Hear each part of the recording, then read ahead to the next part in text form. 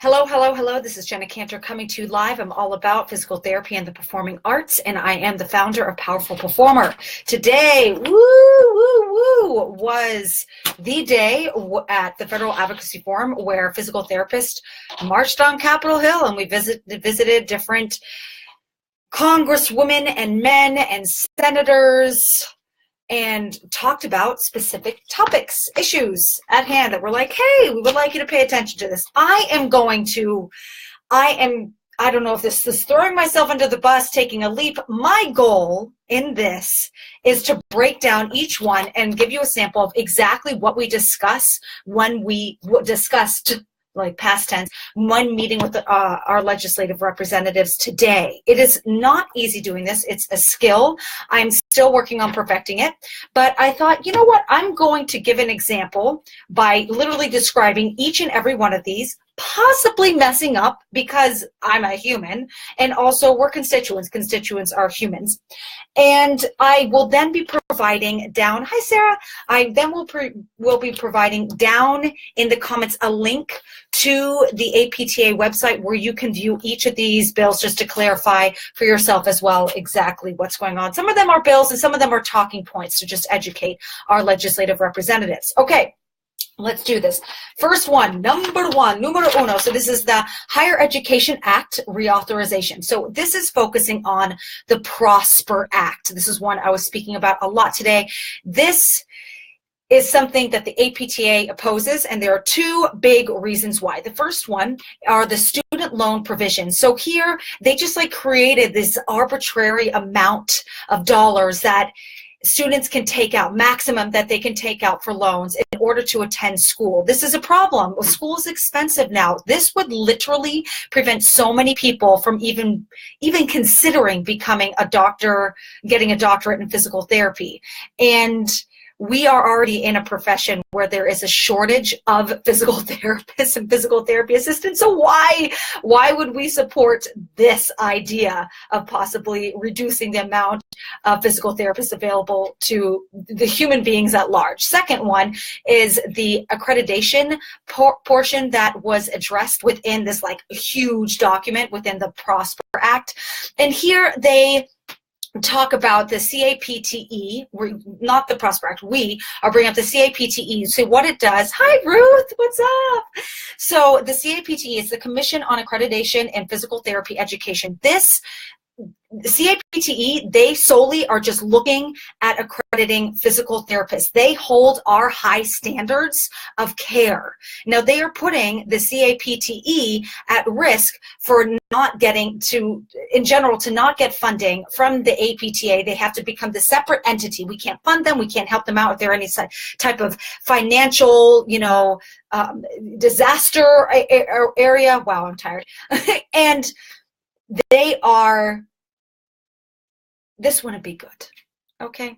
This wouldn't be good. As you can see, as I'm talking about this, I'm not that strong at it, but that's fine. It gets better with age, it gets better with practice, it gets better with years of doing this. Anyway, I digress. So basically the CAPTE, they would have to move out of the APTA offices and get their own places, would put them at financial risk, or they would have to put their more energy in becoming their own separate entity. And because of the finances going in that direction, they could very likely stop using their finances to hold those high standards for physical therapy. So that's a problem. Apparently, I learned when going from office to office that there are a lot of health professionals coming to these legislative representatives with the similar issues about the PROSPER Act. So that's the PROSPER Act. You can learn more about it, and probably it's definitely written more eloquently, and somebody else could speak about more eloquently, but dude, you got to start somewhere, all right? So next one, the Connect for Health Act. This is HR 2556-S1016. Oh my gosh, it looks so nice on the screen. Okay. This one's simple. Connect. This is telehealth. So this is people who are covered under Medicare. We definitely support this bill, and it covers people specifically with Medicare Advantage programs, accountable care organization, and that's ACOs, and certain bundled payment models. So this is just basically to allow people under Medicare to get physical therapy treatment on the phone. You can call me on the cell phone. That's it. It's that simple. We're saying, hey, this would be a great thing for patients, especially if there's like a rainy day or for some reason they're just really not able to move much and they would be missing a physical therapy appointment that could really help them on their journey to a better life or just a better health. All right, next one. So that's that one. All right. The Sports Medicine Licensure Clarity Act of 2017. I believe this is something we were talking about last year. It's HR 302-S808. Okay, so the sports, this was interesting to me because my first thought was, wait, is this covering dancers?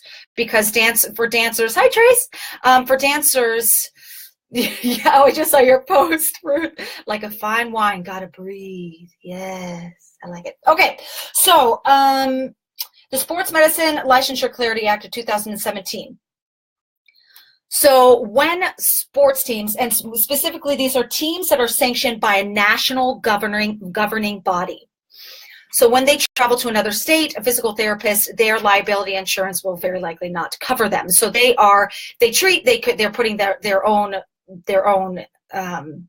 themselves at risk, and then, or they could do it for no pay, I guess. I don't know. It's just a bad situation all around. We don't want this. We want them to be covered. So this is saying, yo, dude, can we have them covered for a brief period of time while that team is in that particular state that is not the physical therapist's origin state where they are actually licensed. That's it. It's really that simple. I took longer than I needed to explain it, but that's what it is. All right. The last two issues that were brought up are not bills. They are actually just points to bring up to senators and congresspeople. So the first one is just the opioid crisis. Okay, so just saying that yes, there's an opioid crisis and we are the solution.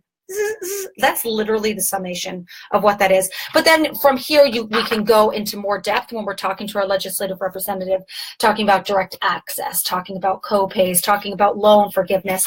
So the list does continue on. There are a lot of examples of why these barriers to PT need to be addressed, but the whole like kind of whoop around to it is to the whole strategy we're using here, and it's a true strategy, is we're basing around this really popular topic with the opioid crisis, saying we're the solution. However, people are having a hard time getting to their solution. All right, next one.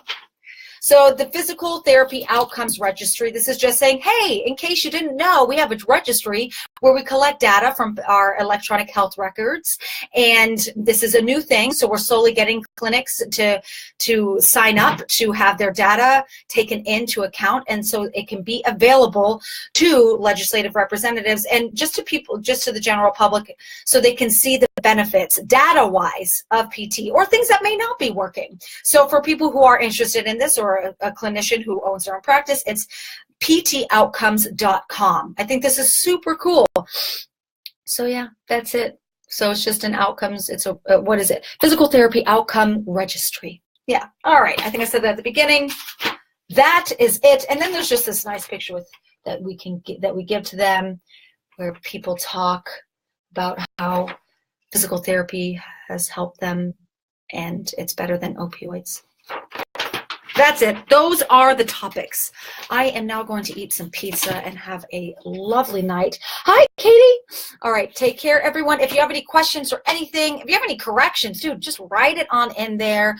Or if you want to get more involved, please, I highly recommend the Federal Advocacy Forum. It's one thing to comment on, oh, this is how it could be done better. But are you there? Are you there every year? I don't care if you were there last year. Were you there this year? Show up. You must show up. Otherwise, if you're not showing up that year, and I know that there are reasons why they come up. Yes, of course, Katie. Happy to give the inside scoop. So if you're a person you were not able to make the Federal Advocacy Forum because of reasons, I get it. But I'm not a fan. I'm not a fan. I don't really think anyone's a fan of somebody who just shouts out their opinion, but they're not joining in on the fight. Got to join in. Come to the Federal Advocacy Forum, or if you have ideas, do it. Do it. Yes, love ideas. Do it. All right, take care, everyone. Bye.